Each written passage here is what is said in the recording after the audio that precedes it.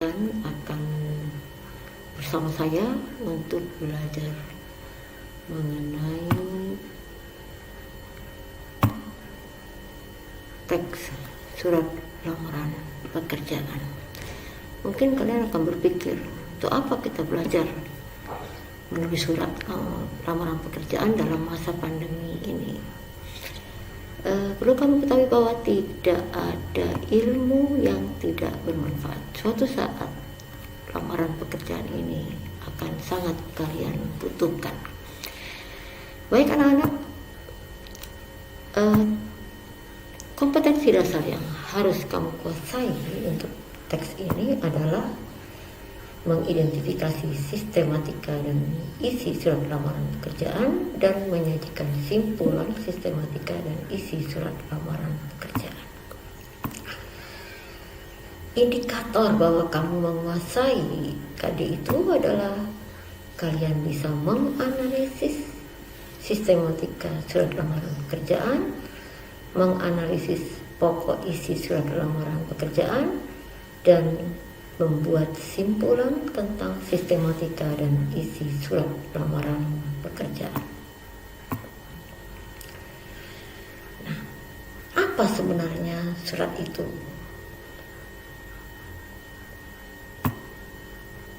Surat adalah alat komunikasi tidak langsung, dilakukan secara tertulis oleh seorang yang jaraknya tidak berdekatan untuk menyampaikan informasi, pesan, atau pernyataan.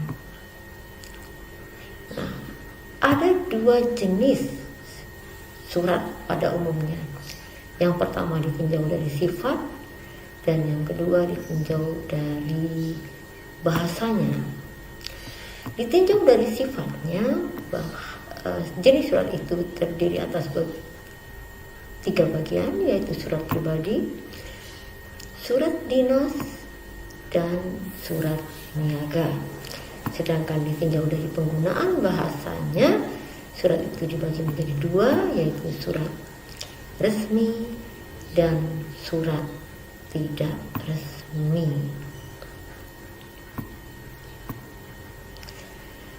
Nah, berkaitan dengan hakikat surat di atas, apa sebenarnya hakikat surat lamaran pekerjaan?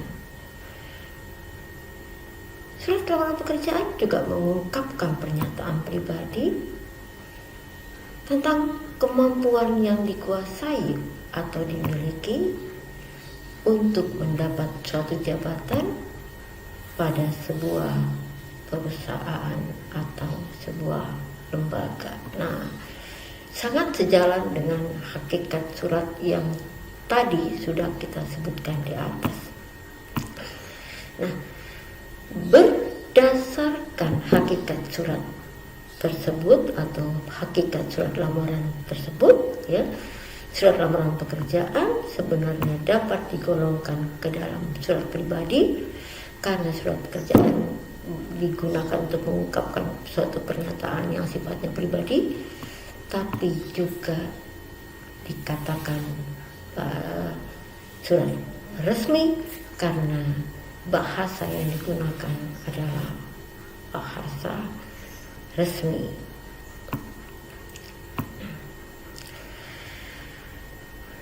Sebelumnya sudah saya sampaikan bahwa di dalam surat laporan pekerjaan diungkap paparan kemampuan yang dimiliki atau dikuasai oleh seseorang untuk bisa menjabat suatu pekerjaan di sebuah perusahaan.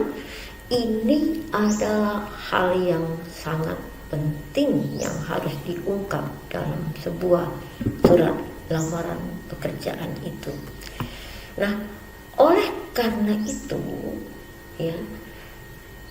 teks surat lamaran pekerjaan ini dapat digolongkan ke dalam teks eksposisi.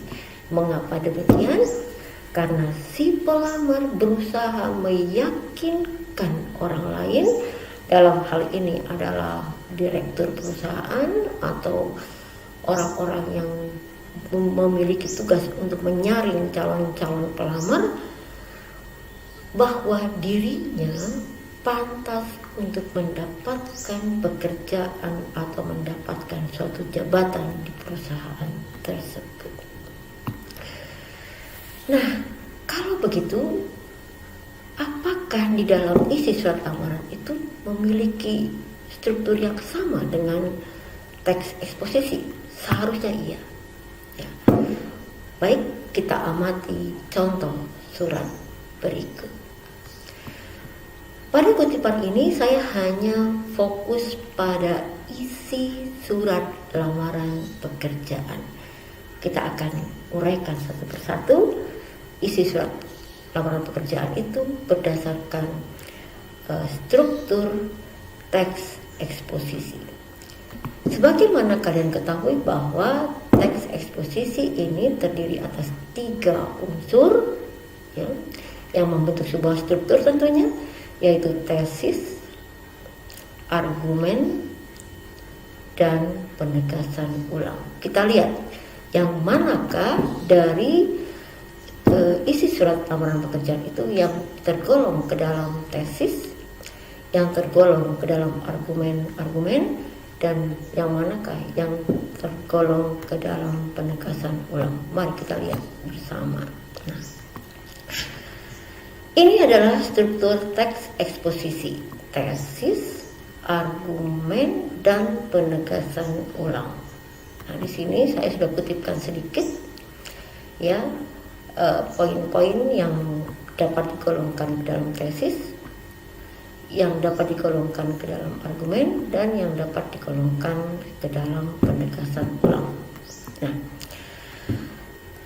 saya yakin bahwa apa yang saya paparkan ini belum lagi gamblang bagi kalian. Oleh karena itu saya akan kupas satu persatu. In tesis, di dalam tesis ini diungkap 3 hal, yaitu identitas si pelamar, tujuan si pelamar, dan jenis pekerjaan yang diinginkan.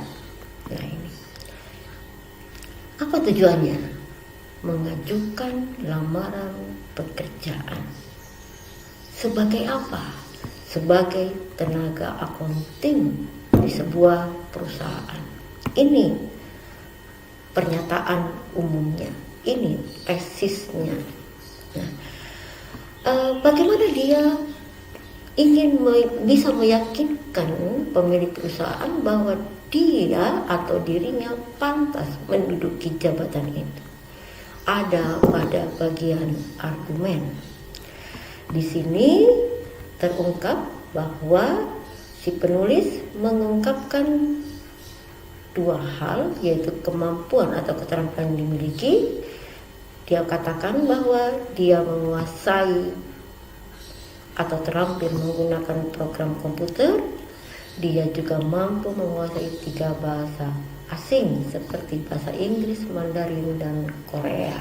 Nah, agar pemilik perusahaan itu benar-benar yakin akan kemampuan yang dimiliki, dia menyertakan data-data pendukung yang dilampirkan, atau dia melampirkan data-data pendukung seperti apa? Seperti fotokopi ijazah, surat keterangan berkelakuan baik, dan daftar riwayat hidup. Nah, inilah yang tergolong ke dalam unsur argumentasi di dalam teks eksposisi yang terdapat di dalam teks surat lamaran pekerjaan. Nah, unsur yang ketiga adalah penegasan ulang. Di dalam teks lamaran pekerjaan itu, penegasan ulang berupa harapan si pelamar.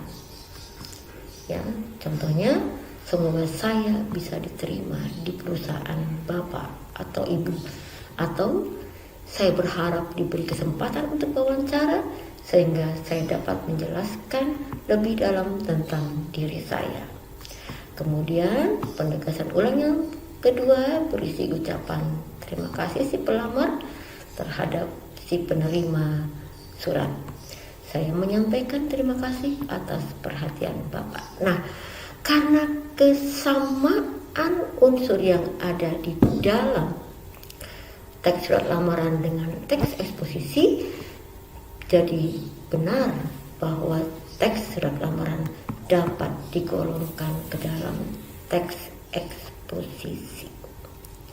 Baik, sekarang kita akan membahas pokok-pokok isi surat lamaran pekerjaan.